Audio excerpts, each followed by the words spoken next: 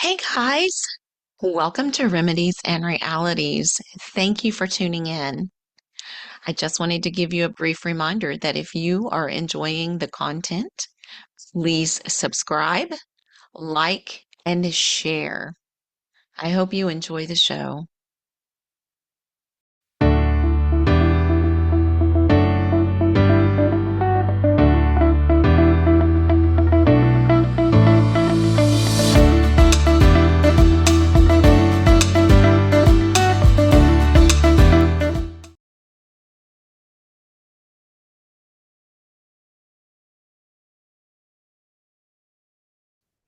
Hey guys, welcome to episode 15 of Remedies and Realities. I'm your host, Angie Blake. I have an exciting guest today with me, and I have actually known Adam for almost 10 years. We were just talking before we started this, and I've known him for a long time. I've seen him go through a lot of stuff. But today I have Adam Finnegan. And Adam is a researcher and writer who has been affected by Lyme disease and immune tolerance. He's a writer, graphic artist, and designer. He's an avid reader and researcher of history, biological warfare, esoteric philosophy, and spirituality. He's made a special study of the life and work of Erich Traub and the science of immune tolerance. He has collected and translated to English all of Traub's published research. Adam lives in Cape Cod, Massachusetts, peacefully by himself, where he enjoys BMX biking, fitness, study, the arts, and self development. And Adam's latest book is called The Sleeper Agent: The Rise of Lyme Disease, Chronic Illness, and the Great Imitator Antigens of Biological Warfare. Welcome to the show, Thank, Adam Finnegan. thank you so much for having me, Angie. It's great to see you again and talk to you. It's great It to is, see you with this yeah, new podcast going. thank you. Thank you. It's great to see you, Adam. I know we Yeah. chat every once in a while on Facebook and we've kind of kept up with each other, but I'm excited to have you on so that we can actually catch up on your latest book. So when did this come out and what brought you to, because it's big, that's a lot in that book. So Yeah, what yeah. brought you to that? Well, for the audience that didn't, if the audience hasn't followed your older work, you had an older channel, and my very first interview actually that I did about this research was on your show, I think 4 times. Yes. And I was saying back then how I'm writing a book and I was putting it together and I researched heavily for about 5, 6 years. Yes. I think it took about 7 years to get into publication with Trine Day, the publishing company that's run by Chris Milligan. Um, and it's got yeah, and it has a foreword by John Loftus, the Nazi hunter, Justice Department federal prosecutor who held the highest security clearance you could hold in government. And so back then, yeah, so I got sick in 2016 with Lyme disease, or at least that's when it went chronic anyway. I may have had it my whole life and then gotten a second dose of it from a tick bite in 2016, because that can sometimes happen too. Mhm. And my mother had it in the like early 2000s and such, and she got really sick for a while.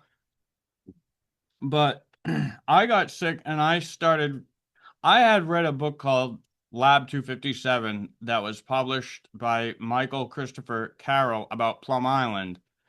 And it's like the first book that really made Erich Traub's name more well known.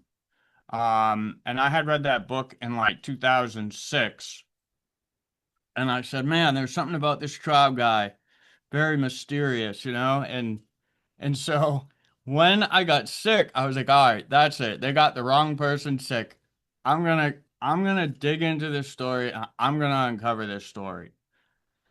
So I ended up putting this big timeline together. I remember Yeah. that's what we were going over in your older show, with that older channel. And I had sent that timeline to John Loftus because for those who don't know, John Loftus was the first person to bring out in the 1980s from a book called The Belarus Secret about, well, it was about Operation Paperclip, Yeah.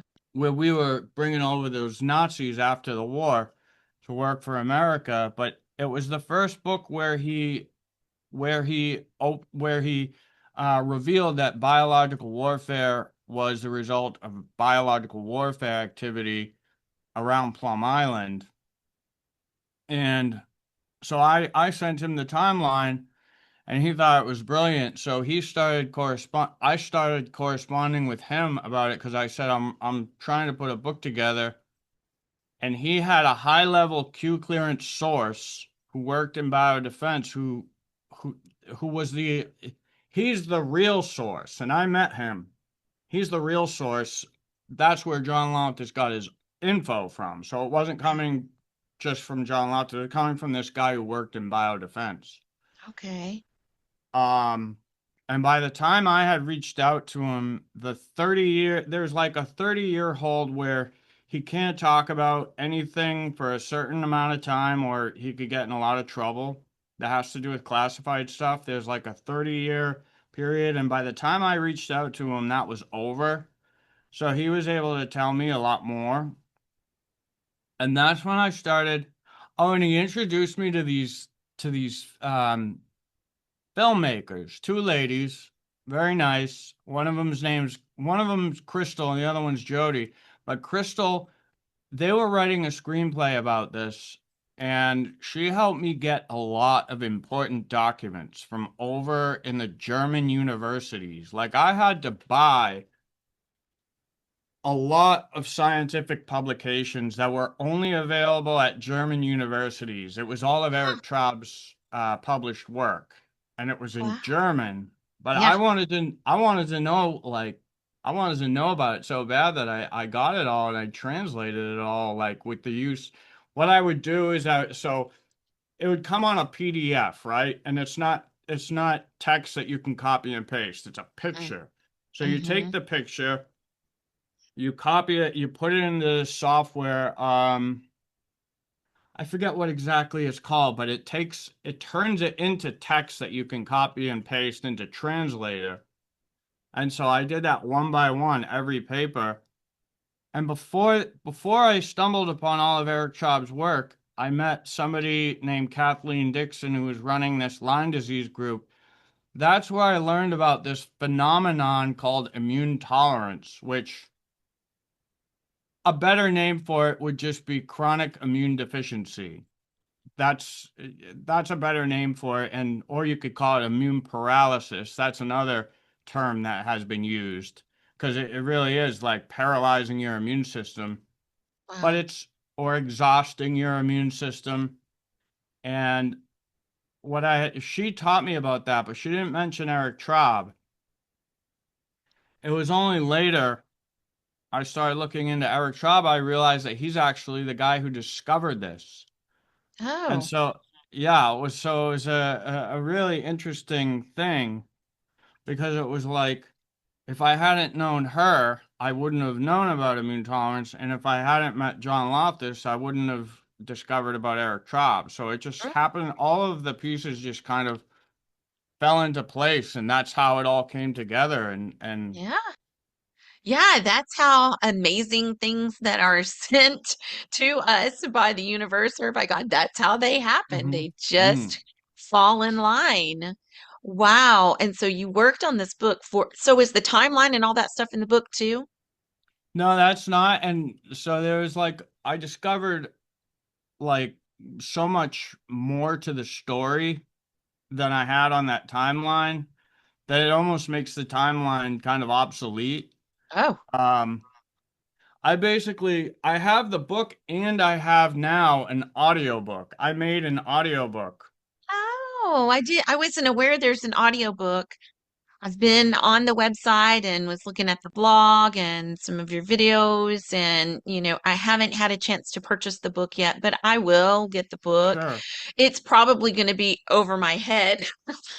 Well, that's Sounds like it's that's the interesting thing about the audiobook is, so I use this AI program because it's making an audiobook is a lot of work, but that helped me get it done the quickest. And the interesting part was I was able to use, like, so when I have a quote from Erich Traub, it'll it'll read it in English, but it'll have a German accent to it.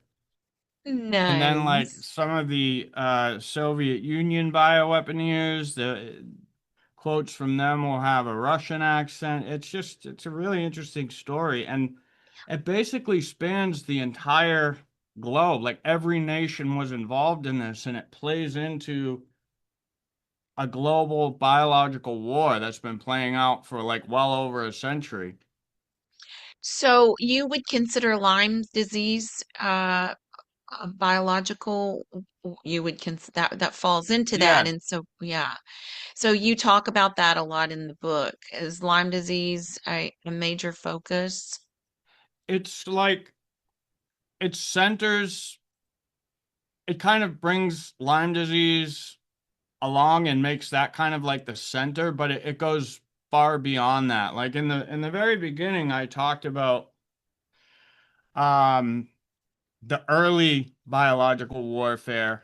Basically, what I'm showing in this book is the history of incapacitating agents or stealth biological warfare. Not so much the ones, the typical bioweapon that people think about, where you release an agent and it kills a lot of people. These are different. These weapons that Erich Traub made were meant for a long-term strategy of tire and exhaust and overwhelm the enemy.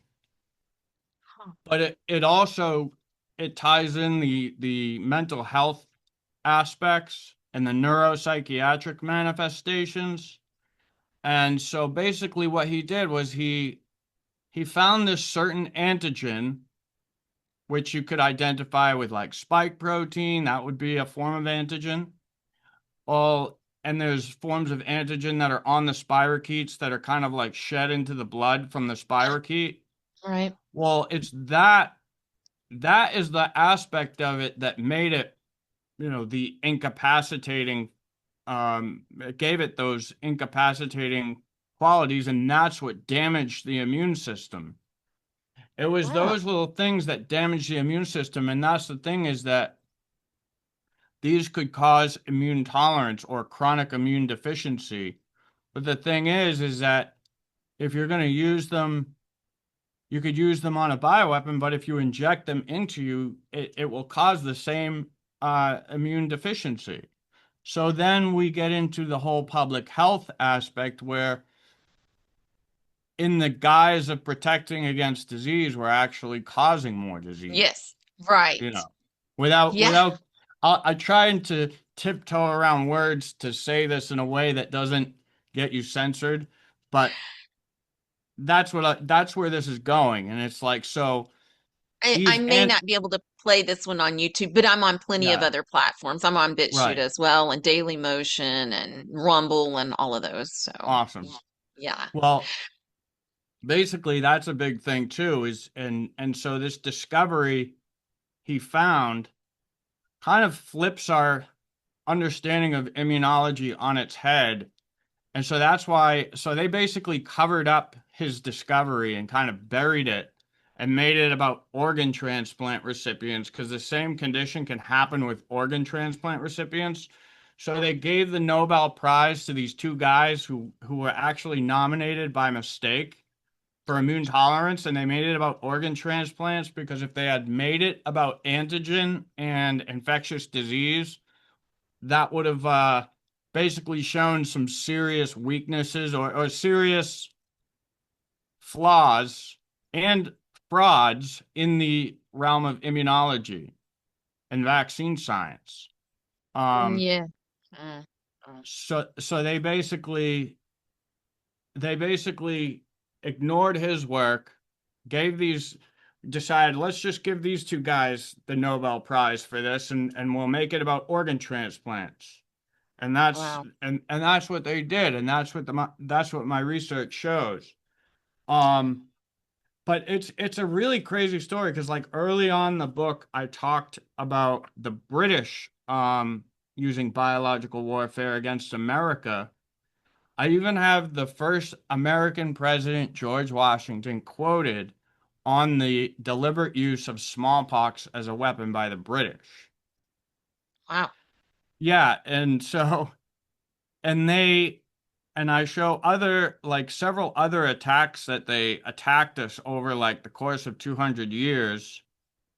They attacked us again in the 1850s with this mycoplasma called contagious bovine pleuropneumonia, where they sailed over here in a ship called the SS George Washington with a sick cow. They got to New York and they took the cow off the ship and they went to like some a local farm and they're like our cow has gone dry. Can we trade this cow for a fresh cow? And they did, but the cow that they traded was sick, so then it spread this epidemic all up and down the eastern seaboard, and it was like a really big problem for many years. Wow. That's almost like a Yeah, Trojan horse, yeah, but a cow. exactly. And they did the same thing to Australia. And they would attack America and Australia simultaneously, and that's what I show with the smallpox and this mycoplasma. But then it ties into the whole Soviet. Then I get into later the Soviet Union, which I take as more or less a creation of British intelligence. The Soviet Union and the whole communism thing was kind of like, if you look at the history, it's kind of like a what Carol Quigley's work was talking about, the Milner Group, the round the that secret society. Yeah. Um, well, the one with Lord Milner, I remember researching it, and it was like I had like letters from it was some correspondence where someone was saying Lord Milner wants the Bolsheviks in power or something to that effect. I can't remember what exactly it said, but so Wow. basically they set up that whole communism thing in the Soviet Union, and then they kind of took over with biological warfare research because they were dirt poor. They didn't really have that was kind of like became their thing.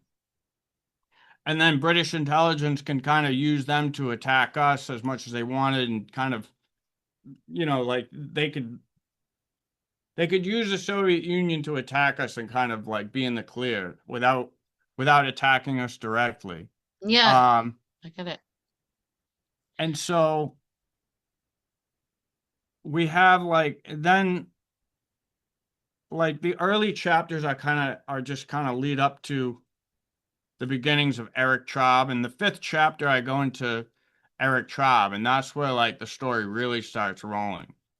Um, and he comes over to study at the Rockefeller Institute. And what he did was he reactivated a dormant virus from and started an epidemic from scratch. Wow. Basically, what he did was he was trying to see if he could reactivate a dormant virus. So he injected a mouse with these foreign antigens, and he reactivates a virus, and it spreads to all the other mice in the colony. And that's where he discovers this whole immune tolerance phenomenon, that it damaged the mouse's immune system, and then any mouse that was infected, that was a female that gave birth, would always give birth to infected mice, and it would start passing down generations. And as the generations would come forth, cancer would start to skyrocket. Oh, wow. They would be born infected, but they would look normal, and they would Yeah. not have any antibodies to the virus, even though they'd be crawling with virus and they were able to spread it and everything and get other mice sick. Well, that was kind of like his animal model. And so he was looking at that. Yeah, like leukemia starts to skyrocket in the mouse colonies. Wow. And they would come down with these slow wasting diseases or these neurodegenerative diseases also. So there's these three effects that he found with it. And I call this the dark triad of immune tolerance. It's cancer, chronic disease, and neurodegenerative disorders or diseases. So there was always this really bad effect on the brain whenever this would happen. And then, of course, the cancer. So those three things that you could accomplish with that one condition. Oh my gosh. So going Yeah. down this rabbit trail, because it's a rabbit hole for sure. Did you find anything that could help uh against these types of warfare or specifically Lyme's disease? Have you found anything that possibly could work against it? Well, I've been experimenting with homeopathy. It's kind of like an old they're like little pellets, right? And I don't know how to describe it. It's like there's this thing called there's like a big book where you can look up all the different symptoms and go and find like certain remedies. And basically what I do is I just use Chat GPT to find me the right remedy. I explain I don't use it for a lot of things. I use it for that and I use it for a food journal. Um, but I found that homeopathy is something definitely uh worth experimenting with because I just there's other things too that it really helps with. Um, I've got like this problem where like I will want to do something, but I just can't seem to get myself to do it, like cleaning my apartment or whatever. And I found this remedy that every time I take it, I'm like, it helps me just like snap into action and I get my apartment clean. So there's like all sorts of remedies. There's tons of remedies, and I'm just like basically just getting into this. Um, You'll have to send me the energy one. I want to clean my place too. yeah, yeah. No, I mean it's crazy because for the longest time I'd be like, oh, I want to clean my place so bad, but I'd be like indecisive and I just keep putting it off and putting it off, right? And so I was like consulting with is there anything that could help with this problem? And there was something called phosphoric acid. So it's a highly diluted mixture of, and they put them into these pellets. So it's not like you're taking phosphoric acid. It's like a diluted version and small, teeny microscopic Mic doses of it, Microdoses, yeah. like are supposed to produce like a certain effect. And I just found that it works really well. And That's there's what gives you another, the energy. That's what gives you the energy. And that is supposed to combat Lyme's disease? I wouldn't say that it gives me like a bunch of energy, but it whatever that is that's like got me procrastinating and putting it off That seems to mindset. just, yeah, and I just do it. Uh, Gotcha. there's another problem I have where I'll go to sleep or I'll try to go to sleep and my whole body just like aches, but is like really restless so that I can't get comfortable in one position. It's just like I have to move around all the time and it drives me nuts. Um, and I found something that just completely ameliorates that, um, called Rhus toxicodendron. It's actually the poison sumac or poison ivy plant. Um, What? yeah, it's not, so you're not actually taking poison ivy. It's like this highly diluted, it's hard to describe, but whatever it is, it works really well. And I was able to get rid of that. Like, so Huh. anytime I feel it coming on, I'm able to take that stuff and it goes away. That's crazy. But Adam is the one that introduced me to kratom, also, or kratom, or however it Yeah, may yeah, be pronounced. yeah, people, yeah, some people, I've been calling it kratom, but when I first saw it, I thought it was kratom. Yeah, I yeah, don't I know. have heard it kratom also. I've heard it pronounced several different ways. I pronounce it kratom, but Yeah, I, kratom, yeah, yeah. that's how I pronounce it. Yeah, I So remember, I turned you on to that. you did. You were the very first person that told me about it. I researched it. You sent it to me, and I have continued to take kratom still for almost 10 years I now. take it, I still take it, yeah, I still take it. Um, the only thing I would warn people about is this new one called 7-O. I wouldn't get involved with that if I The were people, kratom because called Seven. there's a new form and it's got this synthetic called 7-O, 7-OH, right? And they sell it, you could buy it like down the convenience store, sell it like right at the front desk.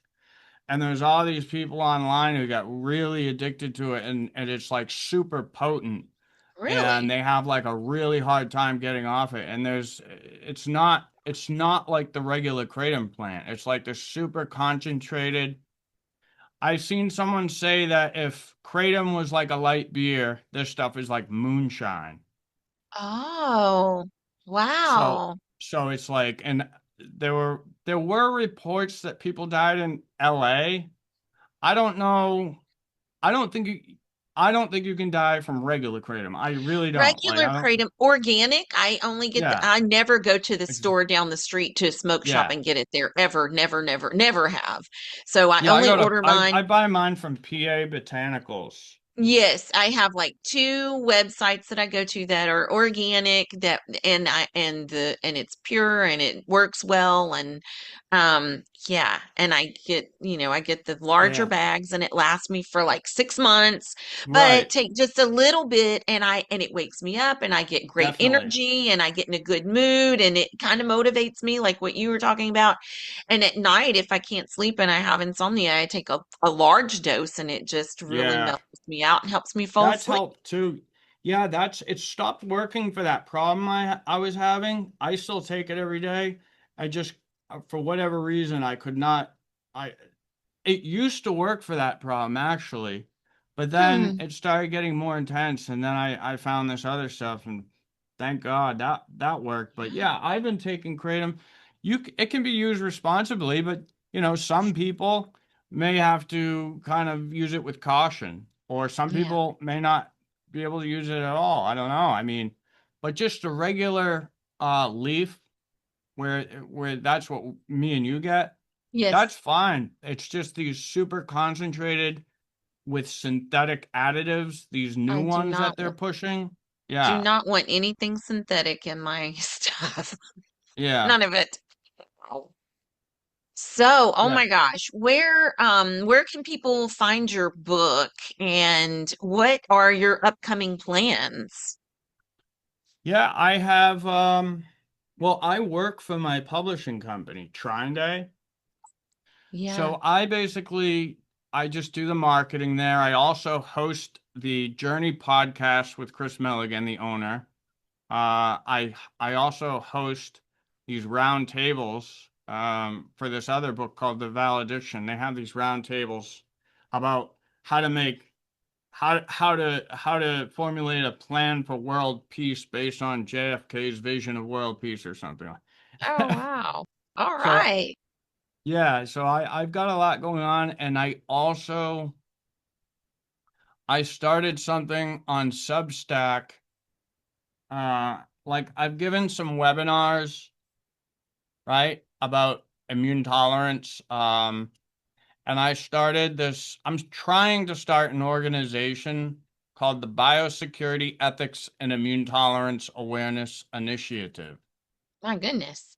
It's a About, mouthful. yeah, like, well, it's because it's like the immune tolerance thing is so important in understanding chronic disease because it's basically the mechanics of chronic disease. Yeah. Immune tolerance is like the mechanics of chronic disease. So basically all chronic diseases are the result of immune deficiencies. Yeah. Yeah. And I also try to bring light to a lot of these biowarfare activities that we don't want, like those simulant tests that they were doing in the 50s. Well, those never seem to have stopped, and it seems that they're still doing them. Yep. Um, and so all sorts of stuff like that, that people would just be shocked if they knew this was going on, and it's out there. Like I have all the research showing that it's, like some of those three ring binders behind me. Yes. Um, that's all like biowarfare research and official documents and such. So So do you think it's you'll write another book? yeah, I am working on a second book about this immune tolerance thing. Oh, that's awesome. Specifically. Yeah. Yeah, that's awesome. And then, so, you said you're experimenting with some, they don't like you Just to say the word cure. So, yeah, homeopathy. It's called yeah. homeopathy. Actually, it's an older form, so it was like a reliable is what they used before the whole Rockefeller medical industrial complex came online. There were things Wow. like homeopathy. Yes. My great grandfather actually was a homeopath. It's Really? yeah, it's like yeah, naturopaths. A lot of Yes, naturopaths absolutely. are also into homeopathy. Yes. Although I've Yes. not seen it be as popular in the last like in my whole journey with alternative medicine, I didn't really come across it that much. And actually it wasn't until recently that I started experimenting with it, and it definitely has potential. Very good. Well, once you get into that and experiment with that, maybe you can come back on and update us on Yeah. what is working for you, because Lyme's disease is a growing disease that is just kind of exploding out there, Mm. and people don't seem like they know much about it, although there is lots of information out there about it, right? There is, So, but a lot of the chronic Lyme disease is actually another term for immune tolerance. Like you can have, and it's not just these spirochetes that can cause this condition. It's also a lot of the over vaccination and the oh, vaccination, and then some yeah. I've known a lot of people that got sick with basically the same disease as me after routine vaccinations of all kinds. Like I remember there's one woman, Donna, who got sick after a DTaP vaccine. And it's yes. basically it's the same disease. You get all the same symptoms, and it's because it's all this immune deficiency. It's It basically certainly is. It suppresses the immune system greatly, and yeah. lots of doctors have come out and said that. Hmm. And people who work with vaccines have come out and Yes. admitted that. They've been Yep. silenced, but they all say that. Right. Yeah, that's what it shows. That's basically and basically what makes my work so important is that we have all of the research already. And this also links the whole autism thing. Like I was saying with those neurodegenerative diseases, well, this is Yes. all stuff that's in the research, like all of this. And it's not like we have all of the research that shows what the cause of autism is. So Yeah. it's like they're playing these dog and pony shows, acting like, well, we don't know what causes it. We don't know what causes it when all of this older research shows what causes it. They just They know it. ignore it. And They that's why they wanted to make it about organ transplants instead of shining light on this with the antigens because n- not only do they ignore it, but they bury it and they hide it. exactly They just, that's yeah, they bury it. That's what they did to Eric Traub's research. mhm. So they do these dog and pony shows like they're so Yes, baffled about what's causing it. right.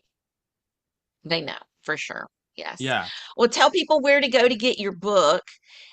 You can find my book at actually, I don't have any physical copies left, but You can get that from Amazon.